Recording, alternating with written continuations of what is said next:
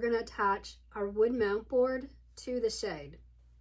And I told you at the beginning that there are two different ways that you can mount a shade and measure for a shade. It can either be an inside mount shade, which is going to sit inside a frame, the window trim or the window frame, or you can do an outside mounted shade, which would mount outside the trim, outside the window itself.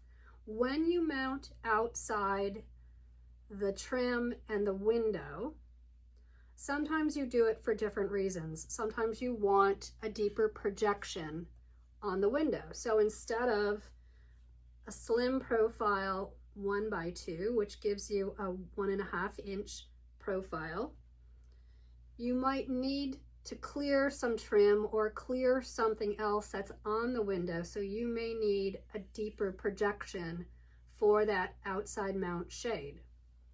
So when it comes to a relaxed Roman shade, you have other things to consider when you're fabricating. Instead of the shade just being the finished width, you're going to need to add fabric to cover this return side. So what will end up happening is you're going to have your fabric for your shade. It's going to be something like this. So your shade is going to sit on top, and this is going to be a return edge right here. So this is a 1x4, which gives you a 3.5 inch projection. So you have 3.5 inches of fabric on either side. This would be like your finished width, and then you've got a return coming around this side as well. So what happens is you've already got extra fabric built in. If you're doing a relaxed Roman shade with an outside return and you know you're going to have a return on it, you probably don't need to add any more fabric in the width, because you're already going to have an extra 7 inches just in the two returns. So what ends up happening, you're also going to want to angle your ladder tape slightly different. And I would do a mock-up if I were doing this. I would look at running the ladder tape. Now it's going to be on the inside, but I'll show you from the outside. From the bottom of the shade, it can start, a couple inches in. So it's actually on the return side, the ladder tape. And then you're going to want to angle it up to where your finished width is, so that the screw eyes, when we get to the screw eyes and the mounting, you're going to need to have a screw eye at the edge of your board. So if you can imagine, your screw eye is going to be in here. You can angle the ladder tape out towards the bottom, the finished width of the shade. This is all going to be lined. Everything's going to be turned back. What will happen is when this shade draws up, you're actually going to get what some people refer to as like a butterfly Roman or a butterfly return. These ends are going to sort of fold and pleat on itself, and you'll have the swoops, but you're also going to have some pleating here, and depending on the angle of your ladder tape, these are going to kind of want to fold down opposite. So it almost becomes more like a butterfly Roman than just a straight relaxed Roman that we're creating today. It's a very beautiful look. I think when you have to do an outside mount Roman shade, relaxed Roman shade, it's a really pretty way to have the return built into the shade. Now, the other thing I want you to keep in mind is when you're using the widget is only 1.5 inches. So if you need to do an outside mount and you're using the widget for a relaxed Roman, you could still just use, if this works to clear everything that you need to, you could still just use a 1x2 with a 1.5 inch projection. Your widget's going to mount under here, and instead of making your shade the 36 inches, you're going to add an 1.5 inches for each return on the sides, so that you're just adding 3 inches to the overall width of your fabric. And you can pretty much fabricate it the way we would be doing it here. You're still going to want to make sure that your weight bar and your rings are going to be the outside width dimension, not including the return wings. So you would have fabric extending on either side there, which would just give you kind of a little pleat that's gonna maybe fall back like a little butterfly Roman. Keep it in mind though, because I think it's a really pretty way to have a return on a relaxed Roman shade. Normally if we do an outside mount Roman shade, you either have to do an integrated return or some kind of return, because they don't look real pretty. The shade, it falls from this front edge here, the front plane. So I honestly think that if you are doing outside mount shades, then you really may want to consider doing a relaxed Roman shade, if you can, on a 1x2, because it's just going to give you a really nice, easy, pretty way to get a return built into your shade. So that's what you need to keep in mind. And like I said, this is why pre-planning is so important, so that you figure all that out before you start cutting your fabric, before you even start quoting. You should have all of this figured out, because it takes more time, takes more money, maybe in fabric, maybe in technique, but do all that planning at the beginning before you start quoting, or when you're quoting the job.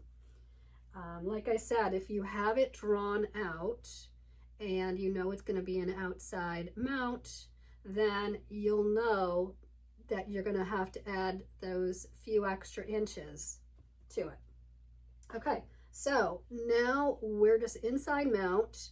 We have our board cut, and I cut my boards even for inside mount. Well, for an outside mount, you're going to cut the board exact finished width of your shade, because it will have some returns on it. For an inside mount, I cut about 1 inch narrower. The shade can extend beyond on either side. I never want to get to an install and find out that this board doesn't fit inside the trim. That is probably the worst mistake to have. It has happened, and I don't want it to happen to you. So cut your board about 1 inch narrower, so it comes in about 1/2 inch on either end, and you can sleep the night before your install. As long as your measures are good, then it'll fit. So because this is an inside mount, and I like to take my fabric up around and completely wrap the board, the ends here are still going to show. So I just take a little square of fabric, and I'm just going to wrap the edges. And this is a staple gun. You can use a pneumatic or the handheld.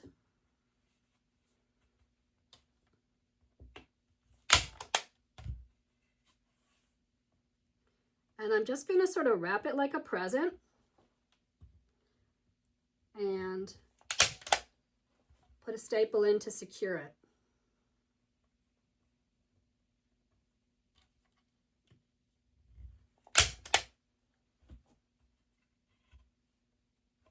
Do it to the other end.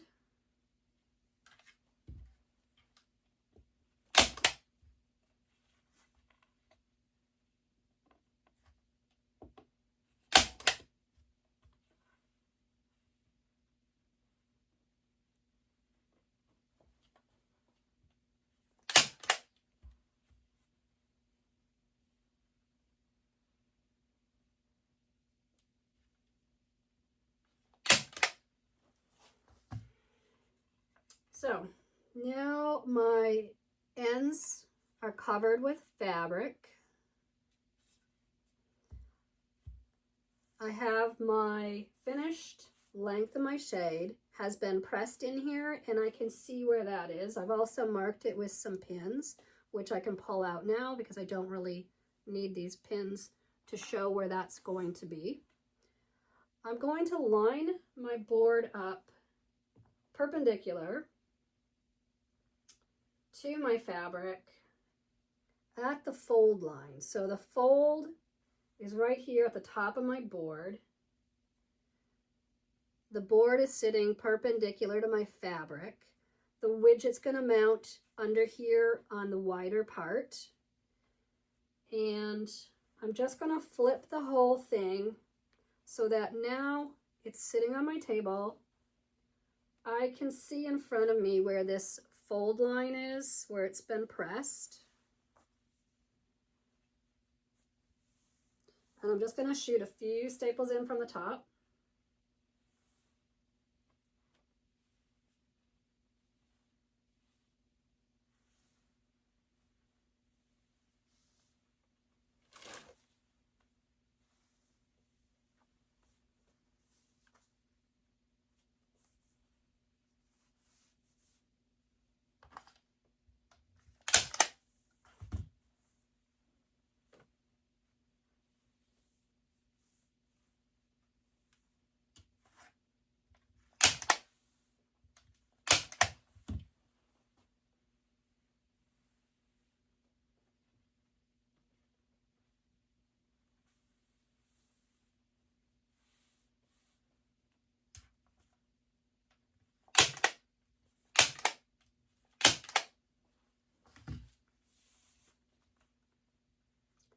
So now I'm going to open it up a little bit and I'm going to roll it towards me.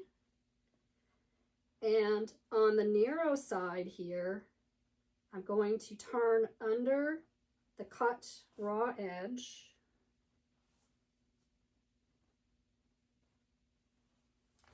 And I'm going to staple that.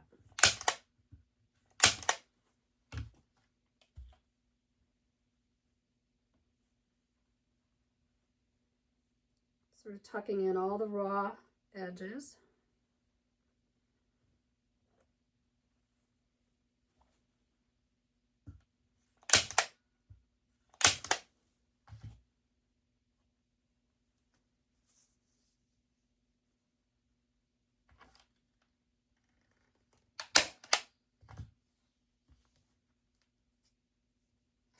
You can trim away any bulk that you have in here. I just tucked in that trim and I'm going to turn this around when I get to it, and I'm turning this under this raw edge.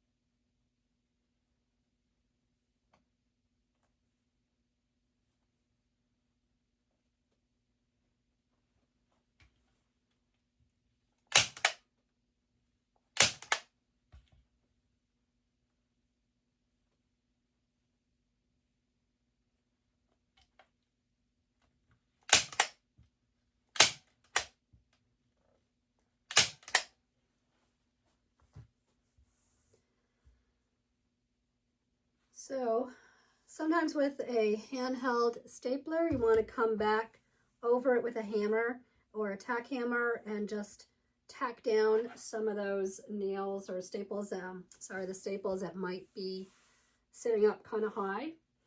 But now the board is covered, so it's covered on all sides. I find adding that 6 inches or so of fabric, whatever you need, if you're doing an outside mount, you're going to have to add more than 6 inches to go wrap completely around the board, probably more like 10 inches. But with a 1x2, you're just going to wrap, you're going to add 6 inches onto your finished length. That was part of our calculation. And that will allow you to just simply wrap the face fabric completely around all of the sides, terminating down here. When you fold this up and over, you'll never see that underside where those staples are. You've got a few staples on this top edge. This way, if this window, if it's inside mount, you don't really have to worry about it. Nobody's going to be seeing any of the top or anything from the front of the window. If this were an outside mount, it's nice to have the same fabric completely wrapping all around the board, because you never know if there's a second story or something where you could look down at these window treatments. So I generally just, if I've got the fabric, I just add that extra 6 inches onto it. So this is the way the board is going to sit when we mount our widget. I'm going to just open it up flat at this stage here, and we're going to insert the screw eyes. So we're going to have a screw eye. In your kit, you'll get 2 with a 2-cord widget kit, and this is just kind of an all pointy tool. And I'm just going to make an indent with this awl. I like to put the screw eyes basically in this, they're going to be in line with the lift cord. So wherever your lift cords are terminating, that's where you're going to put the screw eye. The screw eye is going to be perpendicular to your board.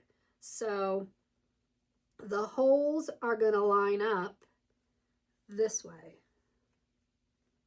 And you'll see when we put the widget and string it up, you can take your awl to use it to pivot, and you're gonna leave your screw eye so that it's in this direction and the hole is this direction, sort of perpendicular. I guess the hole is like perpendicular to the long side. But basically, if you can imagine the cords going through, you want the hole this way. So the screw eye is sort of sitting perpendicular on your board. If you have any questions about how it's supposed to look, you can go to our website, centurionrs.com. You'll find photos there. You can email us at info@centurionrs.com. And we can always just send you a photo if you want verification.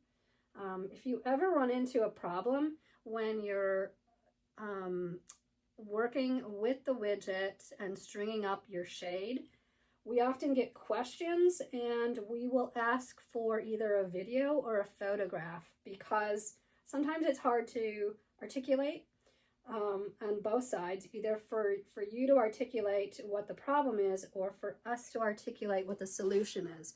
And oftentimes when we see a photograph, we can see immediately what the solution is or what the problem is or what tripped you up. And so often we will also respond back with a photograph and say, we see your screw eyes are actually pointed in the opposite direction. You need to turn them, and we'll take a picture of what it should look like.